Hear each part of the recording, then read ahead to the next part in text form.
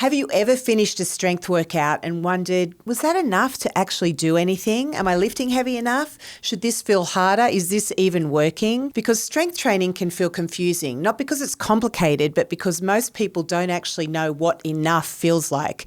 And when the signal isn't clear, it's very hard to stay consistent. In a previous video, we talked about how muscle is capacity. It's what allows you to move well, to handle life, to feel capable in your body. And we also talked about banking muscle, building strength, not just for today, but for the decades ahead. But all of that raises a really important question. How much strength is actually enough? Because most people assume one of two things. Either I don't need to lift very heavy, I just want to tone, or I'd have to train like an athlete for this to really matter. And both of these assumptions miss the mark. Let's start with one of the biggest misconceptions, the idea that lifting weights will make you bulky. It's one of the most common concerns, especially for women. But physiologically speaking, building large amounts of muscle requires a very specific set of conditions: consistent overload, enough volume, and the right nutritional support. It doesn't happen accidentally. You definitely don't wake up one day and think, wow, that got out of hand. In reality, most people are on the opposite side of the problem. They're not challenging the muscle enough to create change.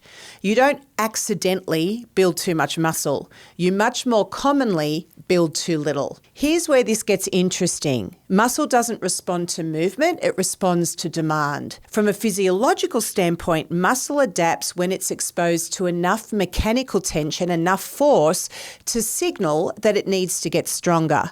If the demand is too low, the body has no reason to change. And this is where a simple idea really applies.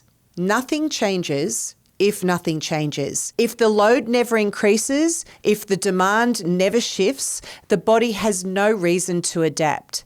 Strength training isn't about doing more, it's about doing enough consistently to create change. It's not about more workouts, more time, or more complexity. It's about exposing your body to just enough challenge, repeated often enough to give it a reason to adapt. So how do you know if your strength training is actually doing what it's supposed to do? First, by the end of a set, it should feel like you couldn't do many more reps with good form. Not 0 left in the tank, but not 10 more reps either. Somewhere in that space where the workout feels challenging, but you are still in control. Second, your body should adapt over time. That might look like the same weight feeling easier, better control, a little more range of motion, or the ability to handle slightly more load. If nothing is changing, the stimulus probably isn't strong enough. Third, improved strength should show up in your life. Getting off the floor feels easier. Carrying things feels more manageable. You feel more stable, more confident. Because strength training isn't just about what happens in a workout, it's about what becomes easier outside of it. There's one more piece that helps answer the enough question, and that's frequency.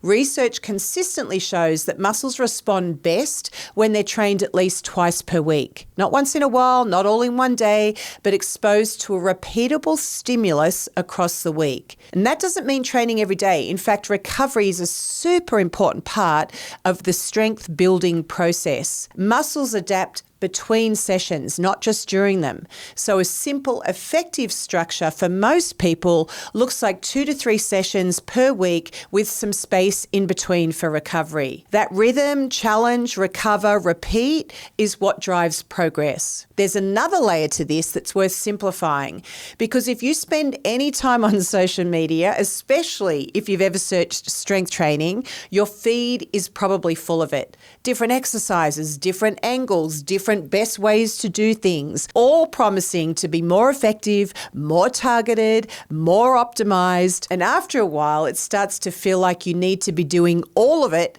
just to be doing it right. But the human body doesn't need hundreds of exercises. It needs to be strong across a handful of foundational movements that show up in real life. What I think of as your core strength movements.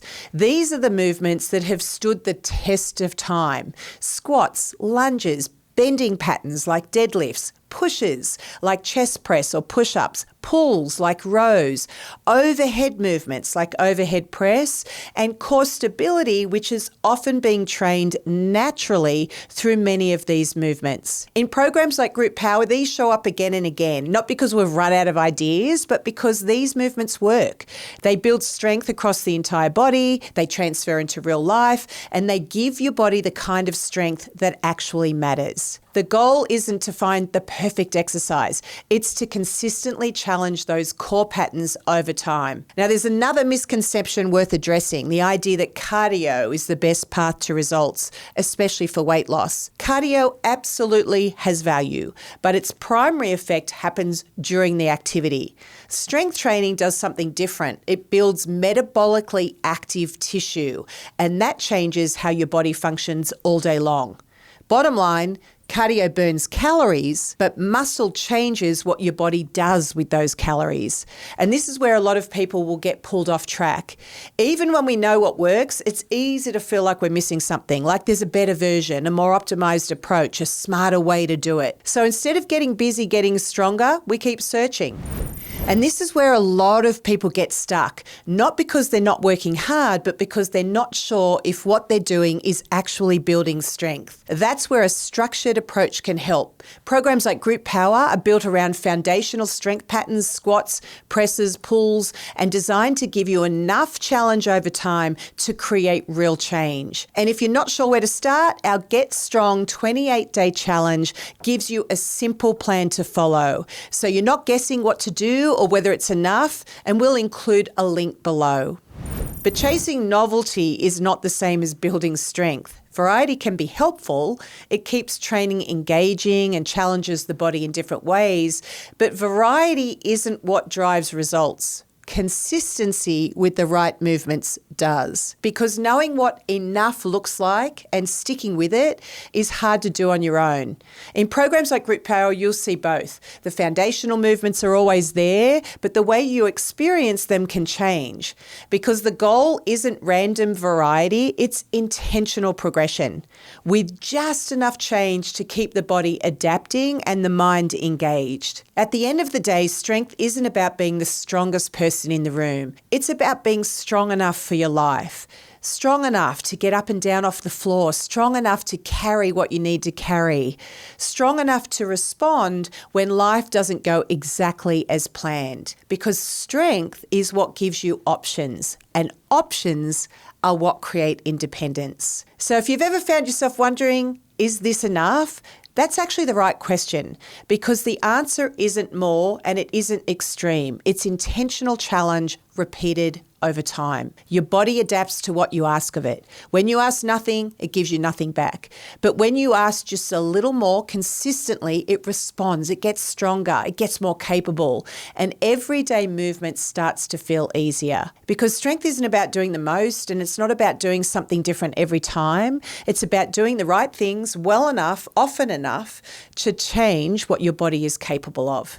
If you're ready to take the guesswork out of strength training, Mossa On Demand gives you structured workouts you can follow with confidence, so you know you're doing enough to actually get stronger. With a free trial, you can explore our full library of workouts, including strength training, mind, body, HIIT, cardio, kickboxing, and more. We'll put a link in the description.